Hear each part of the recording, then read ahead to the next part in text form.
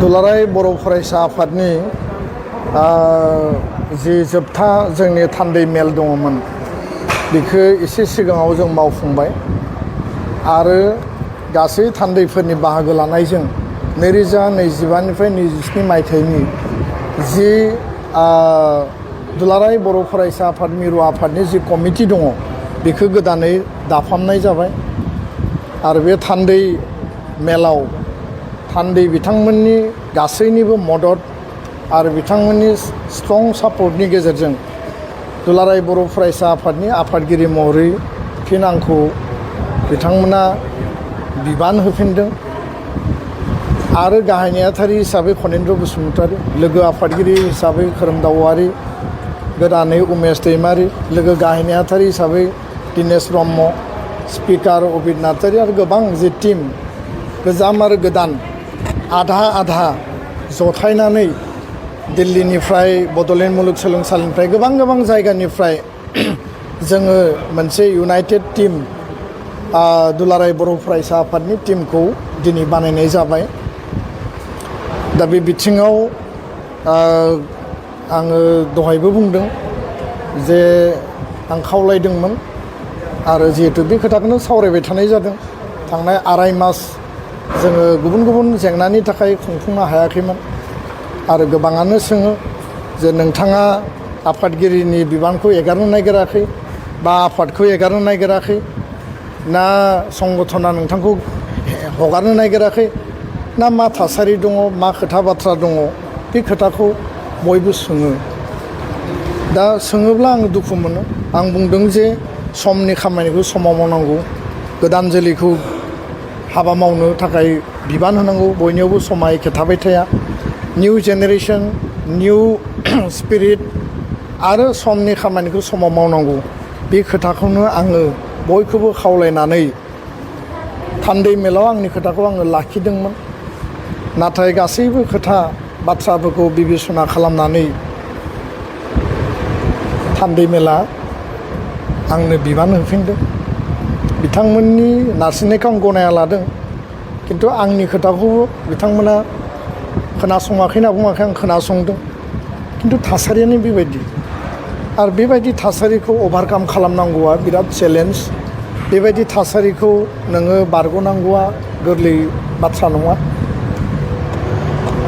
ओनसोलनि रायजो राजा, जिल्लानि बिटिआरनि रायजो राजाफ्रा मेडियायाव, टिभियाव बायदिसिना सर्सा जेरैबायदि ओंखारदों, हास्थायदों जे सामाजिक राजनितिक जिउआव बिथाङाबो खामानि मावफैनांगौ, रायजो राजानि सार्थआव खामानि मावफैनांगौ, बे खोथाखौ मोनसे हास्थायनाय दङमोन ओनसोलनि रायजो राजाफ्रा।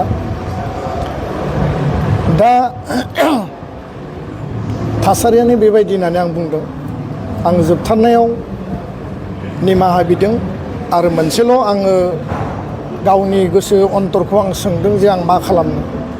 आरो बे मुहुर्तआव गोसोआव बेनो फैदों जे देशनिख्रुइ बिमाया गिदिर नङा, एखे बाथ्राजोंनो जातिनिख्रुइ राजखान्थिया गिदिर नङा आरो जातीयताबाद, जाति सत्ता, जातीय स्वाभिमान, बड'फानि आदर्श आरो प्रिन्सिपेलखौ लानानै हाबा मावलांनायनि बिथिङाव आनकमप्रमाइजिं भाबै हारिखौ गेरेमसा माहारि दानायनि बिथिङाव टीम एबसु हिसाबै जों खामानि मावदों, मावलांगोन आरो बर' गोजोन गोरोबथानि जिखिनि आद्रा दफाफोर दङ, लोगोसेनो बिटिआर सुक्तिनि स्कुल प्रभिन्सियेलाइजेसन, गुन गोनां सोलोंथाइनि मावथांखि, समाज बेरेखा आयनि जि हाबाफारि बड'फा मिशन फर सास्टेनेबल चेन्ज आरो गोबां माखासे बिथिंखौ नोजोर बोनानै दुलाराय बर' फरायसा आफादा हाबा मावलांगोन।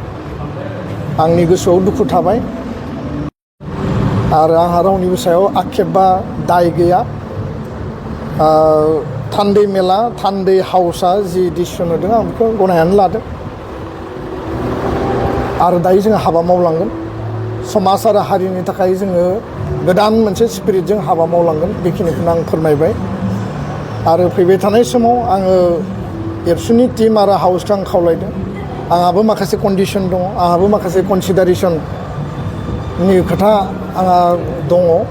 बे खोथा बाथ्राफोरखौ नोजोराव लानानै दुलाराय बर' फरायसा आफादखौ स्पिरिट आरो उइथ फुल प्रिन्सिपल डिसिप्लिननि गेजेरजों हाबा मावलांनांगोन। एबसुआव गोदान मोनसे जोङो आफादारि रेजुलेसन लाबोगोन अलरेडि सावरायबाय जे गासैबो एबसुनि बिबानगिरिफ्रा ट्रेनिं लानांगोन एबसुनि अर्गेनाइजेसन आरो डिसिप्लिन एबसुनि फिल'सफि आरो प्रिन्सिपलनि सायाव बड'फानि आदर्शनि सायाव जोंनि गुड बिहेभियार आरो साउन्ड हेल्थनि सायाव जोङो माने बिथांमोननो जगा ब्याम मार्शेल आर्ट्स आरो नेचारेल डिजास्टारनि समाव जेरै साइक्लन जायो आर्थकुइक जायो बेयाव मेन एनिमेल कनफ्लिक्ट जायो फ्लाड जायो इर'सन जायो जों माबायदि साखाफारा जानो बडि मास इन्डेक्स एबसुनि साफ्रोमबो मावथिया गुड हेल्थ आरो साउन्ड हेल्थ थानांगोन जाहाथे बिथांमोना नोरजिया जाया बेमारि जाया बेखौ जोङो नायदों आरो सास्टेनेबल माने सेल्फ सास्टेन गावनो गाव थांना थानो हानाय गावनि आथिङाव गसंथानो हानाय पार्सनेल स्किल बेबायदि बिथिङाव नोजोर होनानै एबसुनि साफ्रोमबो मावथिखौ गोख्रों आरो राफोद खालामनो थाखाय जोङो एबाराव खामानि मावगोन बेखिनियानो